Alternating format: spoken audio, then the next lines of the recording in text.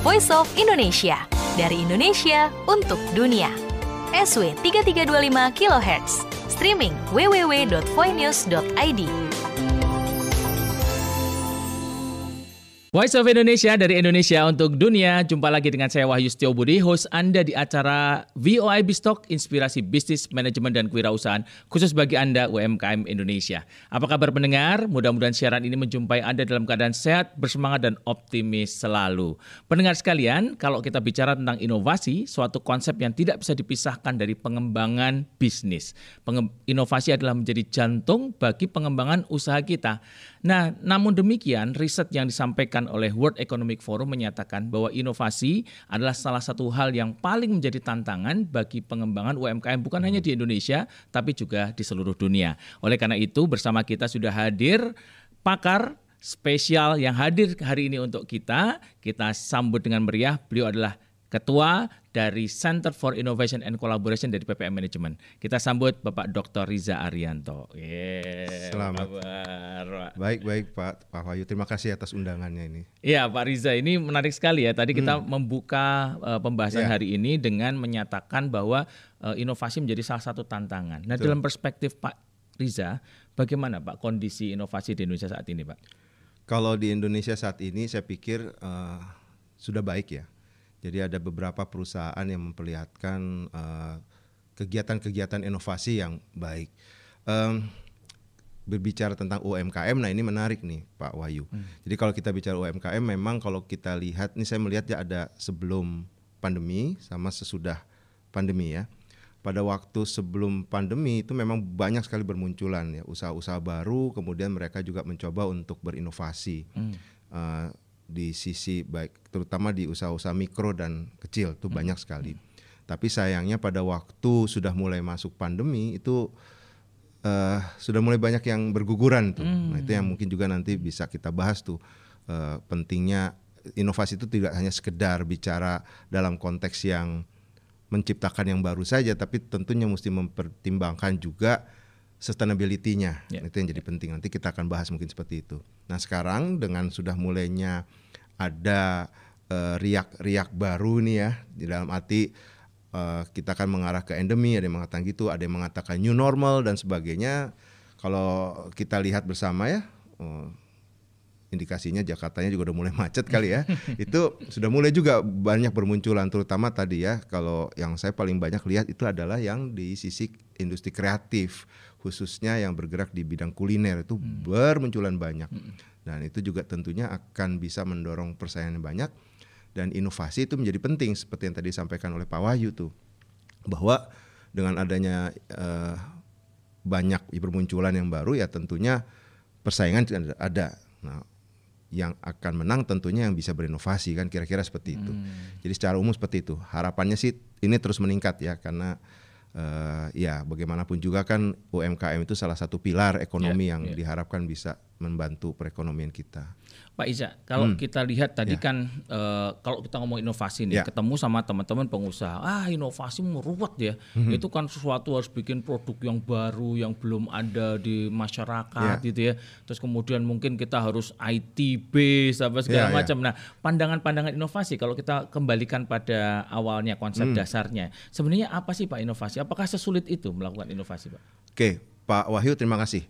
Saya mulai dari definisinya dulu ya Pak ya. Jadi para pendengar semua gitu ya. Kalau kita bicara inovasi seperti benar seperti dengan Bapak tadi, bahwa orang mikirnya langsung kalau nggak biayanya gede, perlu riset, perlu teknologi besar gitu ya, banyak gitu, investasi gede, sehingga orang akhirnya mundur tuh kalau mau berinovasi. Padahal kalau kita lihat ya, ini yang suka saya katakan juga kalau misalnya saya sedang diskusi di kelas maupun juga di beberapa teman-teman.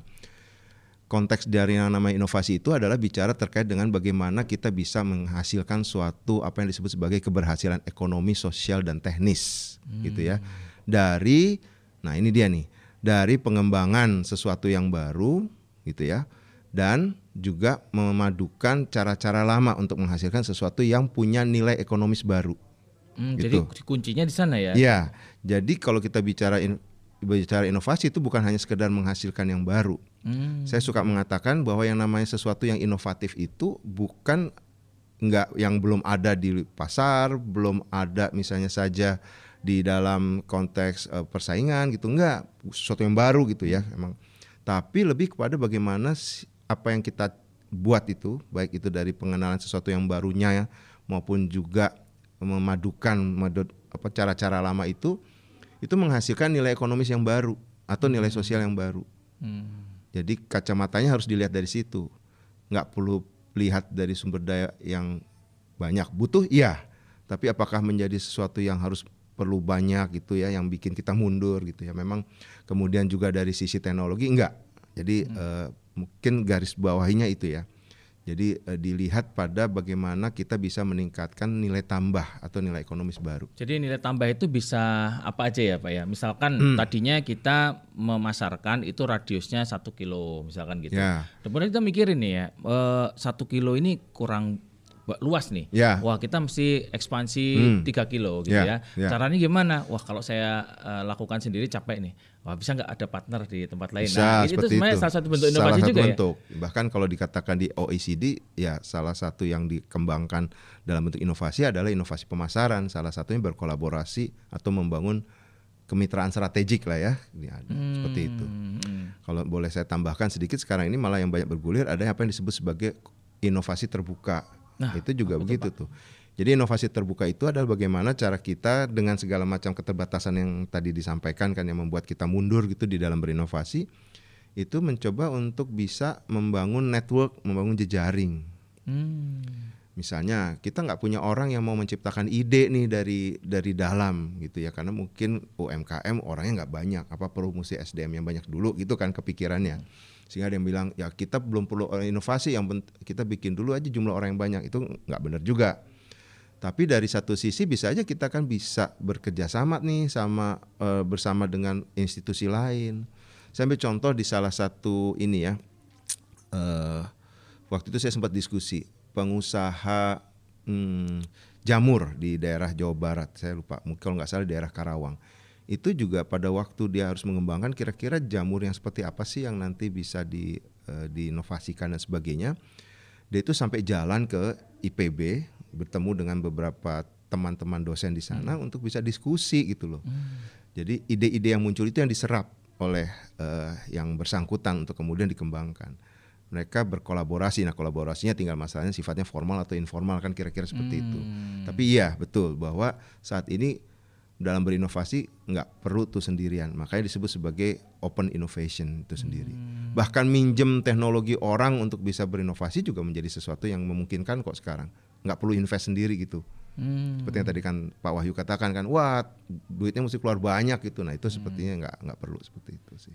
Oke, jadi yang perlu kita sasar tadi yang sampaikan Pak Riza adalah di dalam konteks inovasi adalah sesuatu kebaruan yang dia membawa nilai ekonomis gitu ya Pak Iza. Nah berarti kalau misalkan kita menggunakan definisi seperti itu, berarti kita akan sampai pada bahwa inovasi itu sebenarnya seringkali kita lakukan juga tanpa sadar dong ya berarti. Iya, betul. Sebagai tuntutan kita untuk survive lah gitu ya. Apalagi tadi sampaikan Pak Riza kan pada waktu pandemi itu kan semua tiarap ya. Tapi harus melakukan istilahnya kaki jadi kepala, kepala jadi kaki untuk bisa survive gitu. Itu sebenarnya full of innovation dong Pak. Betul. Oh gitu ya. Jadi kalau dilihat secara konsep ya, ini kebetulan saya bicara dari segi konsep, itu kenapa sih orang harus berinovasi? Itu ada 3 Pak Wahyu. Pertama seperti yang dikatakan tadi, bagaimana caranya supaya organisasi yang dibangun, kalau di sini bisnis berarti organisasi bisnis ya, UMKM itu bisa survive. Makanya tadi dikatakan jungkir balik dari kepala jadi kaki, kaki jadi kepala. Gimana caranya supaya dia yang sudah tumbuh punya usaha bisa survive. Itu yang kemarin banyak dilakukan di saat pandemi kan. Ada yang sukses, ada yang enggak gitu. Nah itu kan nanti kita mungkin bisa bahas juga. Kalau itu udah terlampaui, maka dia bicara growth, pertumbuhan. Inovasinya untuk pertumbuhan tuh gitu ya. Jadi bagaimana caranya dia bisa bertumbuh dengan mengembangkan inovasi-inovasi tersebut. Yang ketiga, nah ini yang biasanya kadang jadi orang pengennya tuh langsung loncat ketiga, itu mau jadi market leaders. Gitu. Unggul kan? Mau jadi market leaders, tapi itu ada tahapannya. Nggak bisa kita mau jadi market leader kalau kita nggak bisa survive dulu. Apalagi sekarang, kemarin kita bicara pandemi, dan juga nggak bisa kita bikin growth dulu. Kita nggak akan bisa dapat pasar yang gede misalnya kalau nggak mulai dari pasar yang kecil dulu gitu kan. Dan satu hal yang menarik dari inovasi itu seperti yang saya katakan tadi, itu bukan hanya masalah yang baru kan, tapi bicara juga terkait dengan dari sisi apa sih kita itu dianggap berhasil secara ekonomi dan sosial. Nah, konteksnya di sosial. Sosial itu kan berarti terkait dengan konsumen, pengguna. Jadi yang namanya inovasi itu kalau menurut apa yang saya baca dan saya pelajari dan ya saya pikir juga itu benar ya, bahwa sesuatu itu dikatakan inovatif. Jadi kalau misalnya kita bikin sesuatu tadi ya, kita bikin yang baru atau wah ramuan yang baru gitu, terus kemudian kita klaim bahwa itu menjadi inovatif, itu belum tentu benar juga.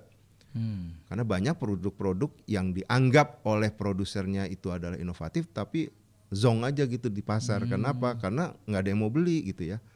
Even ada perusahaan seperti Google aja yang mengembangkan kayak eyeglass-nya itu juga 2015 kan akhirnya tutup produksi karena nggak ada yang mau beli juga karena targetnya salah gitu kan.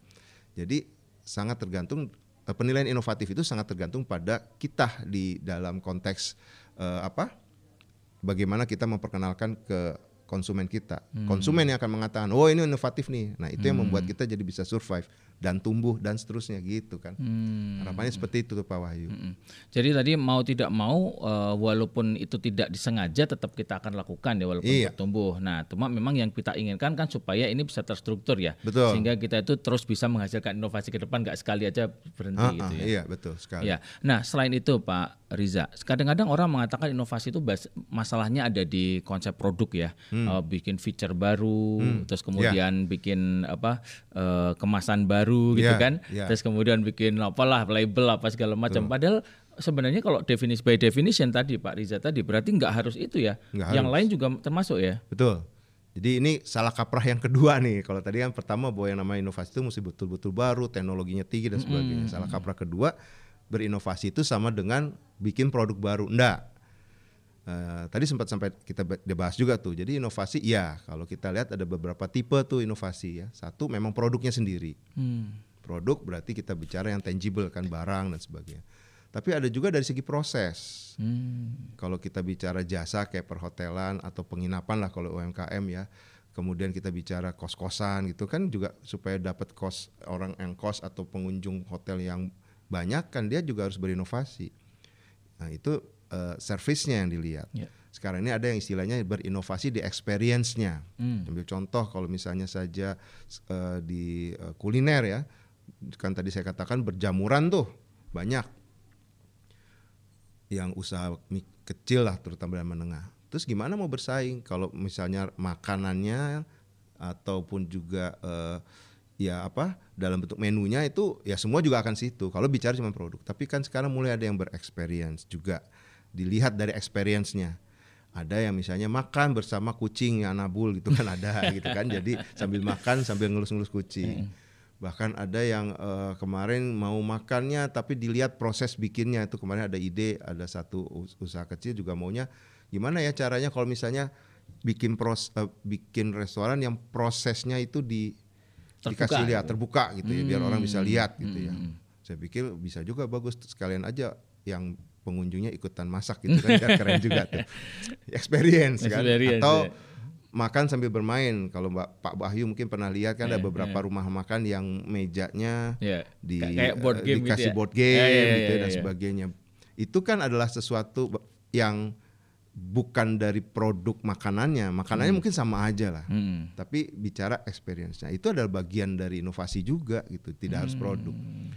Bicara lagi efisiensi dari prosesnya sendiri kan. Bagaimana kita bisa melakukan inovasi untuk mempercepat proses misalnya saja mulai dari membuat bahan bakunya sampai ke konsumen.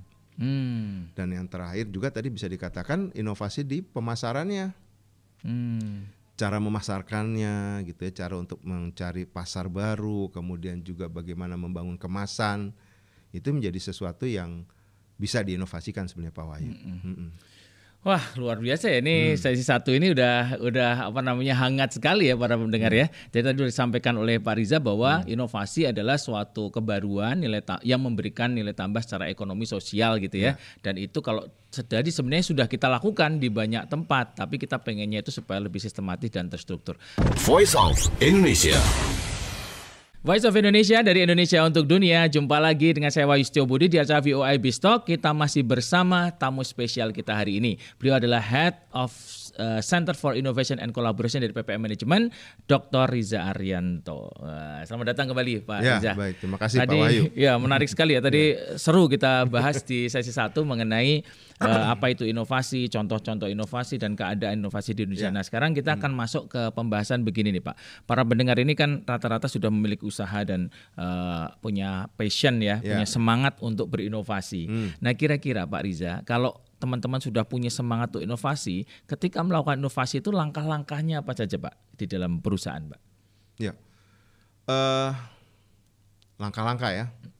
Baik, saya sih mulainya pertama itu kalau kita perlu lihat di dalam berinovasi dari apa yang saya pelajari dan juga wawancara dari beberapa rekan-rekan ya, dari pengusaha kecil, menengah gitu ya, ada beberapa juga badan usaha milik desa ya. Itu pola pikir dulu.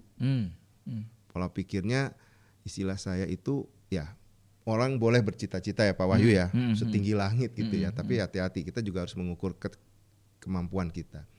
Nah, yang berinovasi seperti yang tadi dikatakan di segmen pertama, bahwa itu tidak harus selalu sesuatu yang sifatnya jauh ke depan, sesuatu ada, tapi dilihat berdasarkan pada apa sih yang menjadi nilai tambah yang bisa kita tawarkan ke konsumen kita saat ini. Jadi pola pikir itu yang pertama. Satu, yang saya suka biasa katakan juga, yang namanya inovasi itu harus punya pola pikir. Kita yang mau menginovasi itu punya pola pikir yang istilahnya namanya parsimoni. Parsimoni itu sederhana, padat gitu ya, tapi ngena gitu ya. Jadi nggak perlu yang muluk-muluk, yang penting sesuatu yang bisa menjawab kebutuhan. Contoh ya, boleh ya. Pernah dengar tongkat tol? Tongtol. Ya, tongtol. Mesti hati-hati ngomongnya masalah ya, nggak bisa disingkat, suka takut salah gitu kan, nanti live streaming salah lagi ngomong kan. Tongkat tol itu kan sederhana. Saya pernah tanya di kelas saya, siapa sih yang punya alat yang bisa, ada kan langsung motong itu kan, masuk RFID.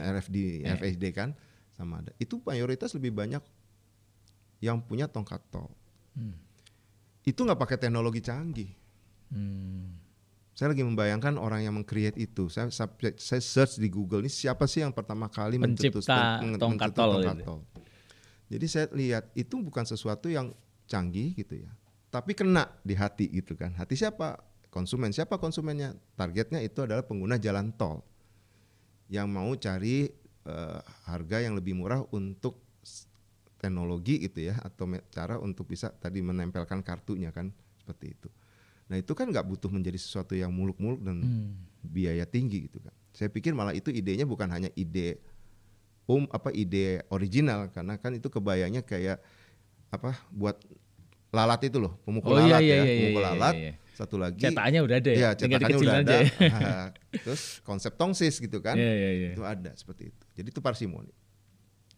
Kedua, aspek pola pikir juga yang namanya inovasi itu harus sesuatu yang memang bisa disusun dalam keterbatasan sumber daya yang ada. Itu pola pikir yang kedua. Jadi kita suka, dari hasil riset kami di Center for Innovation and Collaboration di tahun 2013 sampai 2015 gitu ya. Dan rasanya waktu kemarin saya kembali coba kami riset di tahun 2021 atau 2020, itu keluar lagi tuh. Jadi kami coba bikin ada rentang gitu ya. Susah nih berinovasi, alasannya apa? Rupiahnya nggak ada. Nah, itu yang jadi masalah juga. Teknologi nggak, selalu itu dua, teknologi rupiah. Padahal ya udah, kalau nggak ada kan terbatas itu kan. Adanya cuma segitu ya, itulah yang kita coba manfaatkan. Atau tadi kalau memang nggak ada ya kita harus bangun jejaringnya gitu. Nah, itu yang perlu ada tuh. Jadi kita bicara pola pikir yang kedua, bahwa yang kita bicara di sini istilahnya kalau nggak salah aspek frugality-nya. Jadi kita punya apa, gunakan apa yang sudah menjadi kita punya. Kayak MacGyver lah kalau di film-film gitu kan. MacGyver itu kan ditaruh di mana aja dia bisa menghasilkan sesuatu. Benar MacGyver. Tapi generasi sekarang nggak ada yang tahu MacGyver. Mudah-mudahan tahu. Kalau nggak nanti bisa search di YouTube lah, MacGyver ada. Dia dibuat lagi, direproduksi lagi dengan bintang yang baru. Tapi sama intinya, bagaimana dia bisa memanfaatkan sumber daya yang ada untuk bisa menghasilkan sesuatu yang inovatif. Kembali, inovatif adalah dilihat dari sisi mata siapa yang jadi customer targetnya. Jadi nggak benar ya kalau misalkan ada orang itu misalkan mau bikin YouTube, nyari kamera dulu, bikin lighting dulu, nunggu ini terus setelah tersedia semua nggak jadi, nggak ada kontennya. Jadi mulai dari apa yang ada. Mulai dari apa yang ada. Nah, kemudian mulai dari mentargetkan ya kan. Kemudian yang berikutnya kalau udah pola pikirnya ada itu minimum 2 itu yang kita bikin ya. Terus yang perlu kita lakukan juga sebagai persiapan, ini masih persiapan, itu kapabilitas inovasinya sendiri. Banyak organisasi yang sumber dayanya melimpah tapi nggak bisa berinovasi juga karena kapabilitasnya nggak ada. Jadi kalau kita mau bersaing kan tentu ada 2 tuh Pak Wahyu ya. 1 punya sumber daya, kedua punya kapabilitas. Kapabilitas itu adalah kemampuan kita untuk meramu sumber daya ini. Ya punya kapabilitas, kalau nggak punya duit ya sama aja gitu kan. Tapi kalau misalnya punya sumber daya nggak punya kapabilitas, inovasi dalam hal ini ya susah juga. Nah kapabilitas misalnya tadi 1 sensing kita nih, mau ditarget ke customer yang mana sih? Nah itu jadi penting tuh dari awal. Nggak bisa biar semuanya gitu, apalagi naik pengennya langsung ke market leader gitu, nggak kan semuanya mulai ada stepnya gitu, ada langkahnya. Kedua networkingnya tadi kita bahas. Seberapa jauh sih kita punya networking gitu ya, bisa membuat gitu ya. Itu yang kalau nggak saya bisa contoh misalnya dulu saya pernah pelajari di Raja Cendol, ada di YouTube bisa dilihat tuh ya. Dia juga begitu, pada waktu awal dia lihat sekarang ini banyak minuman-minuman yang muncul dari luar gitu kan. Saya nggak perlu sebut namanya ya. Terus kemudian dia pikir apa sih yang perlu jadi kekhasan. Nah kemudian dia pikir pilih cendol untuk yang kelompok pasar yang ini gitu ya. Dia bikin kayak model kios-kios kecil. Itu 1. Terus dia punya sumber daya apa? Nah itu yang kemudian diramu. Dia bertanya banyak, kira-kira kalau mau cendolnya diolah itu pakai apa, rupanya dan sebagainya. Itu lewat jejaring-jejaringnya. Itu yang perlu juga. Kita berinovasi nggak bisa sendirian, apalagi sekarang. Terus yang ketiga adalah dalam hal kapabilitas inovasi itu berkaitan dengan pembelajaran kontinuitas, pembelajaran yang berkelanjutan. Belajar tuh jadi penting di sini. Jadi mesti punya dulu tuh sebelum bikin inovasi. Yang terakhir baru kita bicara bagaimana kita bisa tadi saya mengkombinasi itu. Jadi belajar. Ada yang bicaranya eksperimen dan sebagainya, yaitu trial and error kadang bisa ada. Nah, kalau itu udah punya, baru kita bicara sekarang gimana nih bikin inovasinya. Hal yang paling sering dilupakan itu adalah bicara sasaran. Anda tuh mau sasarannya long term atau short term. Saya melihat sekarang banyak UMKM yang sifatnya short term. Nembak 1, 2, 3 selesai, habis itu tutup. Padahal ya tapi tergantung sih, kalau memang sasarannya mau short term nggak apa-apa juga. Tapi kalau kita mau continue, ya Anda harus punya. Dan saya sih mengharapkan ya, karena kita juga sekarang pengennya kan bisnis kita itu juga bisa mendukung perekonomian dan juga menguntungkan buat kita, ya harusnya long term gitu kan. Long term. Terus bikin strateginya mau seperti apa, itu dulu deh. Nggak perlu yang muluk-muluk lah, pokoknya langkah-langkah untuk capai sasaran yang tadi aja udah selesai. Baru kita bicara secara teori nih ya, cari idenya kan gitu. Ide tadi kita bisa bicara, ide bisa macam-macam lah. Anda bisa lihat, amati, pelajari tadi dari berbagai macam sumber informasi dan sebagainya. Lalu proses, baru kita bicara tes pasar gitu ya, sampai akhirnya dimonetizing atau dikomersialisasikan. Itu yang muncul kalau di bisnis kan seperti itu. Nah, rasanya sih secara umum seperti itu prosesnya. Tapi saya melihat proses itu bisa dipelajari. Yang penting di depannya itu yang persiapan itu yang penting. Di kita ini kan ada dua tipe orang ya kalau saya bilang nih kalau berinovasi. Ada yang tipenya nanti bagaimana sama tipe bagaimana nanti. Nah, kalau tipe nanti bagaimana tuh dia lihat dulu nih apa yang perlu saya siapin ini. Kalau bagaimana nanti hajar bleh gitu kan. Yang penting jalan dulu aja. Benar juga sih, bagus, tapi risikonya lebih besar dibandingkan yang ada. Nah, kita kan perlu memanage risiko. Nah, managing risiko juga menjadi satu yang penting juga yang kadang suka dilupakan oleh kita tuh di UMKM ya. Iya. Jadi kalau disimpulkan tadi Pak Riza berarti ada beberapa aspek ya. Yang pertama adalah aspek mindset dulu ya.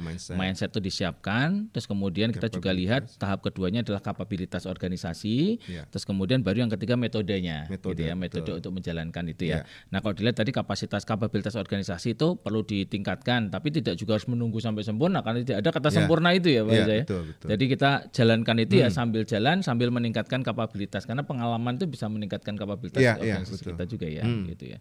Oke, nah ini yang sering kali dijalankan di teman-teman UMKM gitu tuh. Kadang-kadang wah nunggu aja dulu nanti sampai kita bagus baru inovasi. Nah, Pak Riza tadi kan sampaikan ada inovasi dalam konteks produk, ada konteksnya itu untuk mendukung tadi produk. Kita sering mendengar ada istilah model bisnis, Pak. Inovasi di bidang model bisnis itu seperti apa sih, Pak? Ya, kalau inovasi di bidang model bisnis itu sebenarnya adalah bagaimana kita mencoba bisa memperbaiki model bisnis yang kita punya. Bisa saja misalnya mengubah target pasar kita gitu ya. Atau misalnya saja memasukkan teknologi di dalam hal bisnis model kita. Itu yang pertama. Atau membangun model bisnis baru. Yang biasanya dikaitkan sama sesuatu yang masih belum banyak dalam konteks persaingan. Nah, itu model bisnisnya yang dikembangkan. Kira-kira seperti itu Pak Wahyu. Jadi memayungi semua tadi gitu ya. Ya, itu memayungi saja. Nanti tinggal biasanya larinya apakah kemudian dari model bisnis yang diinovasikan tadi, apakah kemudian jadi produk, apakah jadi service gitu ya, apakah kemudian di organisasinya yang mesti diutak-atik. Kira-kira seperti itu. Ya, luar biasa ini. Jadi di sesi kedua ini kita banyak dapat key points penting nih Pak Riza terkait dengan bagaimana langkah-langkah kita ya sebagai seorang wirausahawan untuk bisa masuk ke dalam dunia inovasi ini supaya menjadi keunggulan bersaing kita. Voice of Indonesia. Voice of Indonesia dari Indonesia untuk dunia. Jumpa lagi kembali bersama acara kita VOA Biztalk. Hari ini kita punya tema adalah menebar benih inovasi bagi UMKM Indonesia. Sudah hadir bersama kita Head of Center for Innovation and Collaboration dari PPM Management Bapak Dr. Riza Arianto. Wah, selamat datang kembali. Iya, Pak. Terima kasih, menarik Pak ya. Ini kita lanjutkan di pembahasan yang tadi sangat hangat tadi Pak Riza. Nah, tadi kita sempat sampaikan bahwa kondisi inovasi di Indonesia ini masih banyak sekali peluang pengembangan. Artinya masih jauh dari yang apa yang kita ingin sebut sebagai ideal Pak Riza ya. Nah, kalau misalkan kita ingin mendorong teman-teman UMKM ini berinovasi secara maksimal gitu Pak Riza, itu apa saja sih supporting system yang dibutuhkan di dalam ekosistem inovasi ini Pak? Ya, terima kasih. Saya suka kaitkan itu setidaknya ada 5. Ada yang mengatakan 5 helix katanya ya. Oke. Pertama, regulator ya. Jadi regulator itu kalau kita bilang tadi supporting sistemnya ya. Regulator yang di dalam hal ini misalnya pemerintah gitu ya, yang gitu ya juga bisa memberikan kebijakan-kebijakan yang tentunya mendukung agar UMKM punya keleluasaan. Saya pikir dengan adanya kemarin kalau tidak salah tahun 2021 udah muncul juga tuh ada PP peraturan pemerintah terhadap UMKM itu salah satu yang bagus. Kemudian ada PEN juga itu sudah mulai sesuatu yang bagus dan itu digulirkan terus gitu ya. Itu akan jadi termasuk kepada pendanaan, kemudian juga dari segi misalnya saja kebijakan pendanaan, perlindungan ya, pemberdayaan dan sebagainya. Itu yang pertama. Yang kedua dari sisi bicara dalam konteks akademisi. Nah, akademisi juga penting nih. Banyak yang mengatakan kan antara UMKM dengan industri ya, UMKM dalam hal ini dengan akademisi itu juga masih belum erat nih. Di satu sisi ada lembaga-lembaga riset di dalam banyak perguruan tinggi kita dan sebagainya yang bisa menghasilkan ide-ide yang bagus, tapi belum dikomersialisasikan gitu kan. Itu kan jadi stop di disertasi, stop di skripsi, stop di tesis aja. Padahal itu riset itu bisa saja dijadiin bisnis gitu kan. Nah, itu yang juga perlu ada kolaborasi di situ. Kolaborasi untuk bisa bikin bahwa ini bisa loh jadi kerjasama. Ini ada sumber idenya, salah satunya dari perguruan tinggi. Ini mau ada pelaku bisnisnya, itu yang mesti nyambung kan, mesti nyambung. Atau bagaimana pelaku bisnis dibantu oleh akademisi untuk bisa melihat nih secara konsepnya. Kan di sini secara bisnis kadang yang di lapang aja lah tadi kan jalan. Ini ada dari sisi teori, konsep dan sebagainya. Lalu yang ketiga bicara terkait dengan industri perbankan, industri keuangan, maaf. Kenapa? Salah satu yang sering jadi masalah kan investasi ya. Kita nggak bisa menutup itu. Jadi bagaimana pendanaan yang diberikan untuk bisa menghasilkan itu tadi. Yang berikutnya adalah media. Media ya. Media sebagai supporting system dalam memperkenalkan, mensosialisasikan produk-produk itu. Gitu. Itu yang keempat ya, tadi kan udah keempat. Jadi itu yang perlu ada juga. Jadi gimana sih yang namanya media itu bisa memberikan dukungan di dalam hal ini ya. Saya rasa ini sesuatu yang sudah baik juga dilakukan kan, misalnya di sini ada acara ini ada gitu edukasi, kan, ada edukasi para UMKM, juga memperkenalkan UMKM-nya sendiri. Kalau lihat tuh ada beberapa baik itu yang dilakukan secara individu ya, jadi akun-akun di YouTube gitu ya, itu yang bisa muncul juga untuk memperkenalkan supaya jadi contoh-contoh buat UMKM yang lain. Satu contoh tuh yang ada tuh kalau boleh disebut ya, yang capung apa itu di YouTube. Saya subscribe karena di situ dia menceritakan tentang bagaimana sih berbudidaya di agronomi, budidaya perikanan, berbudidaya peternakan dan sebagainya. Jadi orang tuh bisa lihat, belajar dari situ, kontak langsung kepada pelaku yang udah sukses. Yang ketiga, komunitas. Komunitas itu ya bicara, ada dua nih komunitas yang bicara terkait dengan asosiasi dari konsumen dan pelanggan, asosiasi dari industri juga. Satu lagi ya komunitas yang jadi calon user. Nah ini yang agak sulit nih, karena kan antara bicara produk dalam negeri luar negeri misalnya aja agak susah. Itu salah satu yang jadi masalah juga sekarang, dinamika pengguna ya kan, orientasi yang masih luar negeri. Makanya sekarang kan lagi digenjot juga usaha untuk bisa menggunakan produk dalam negeri.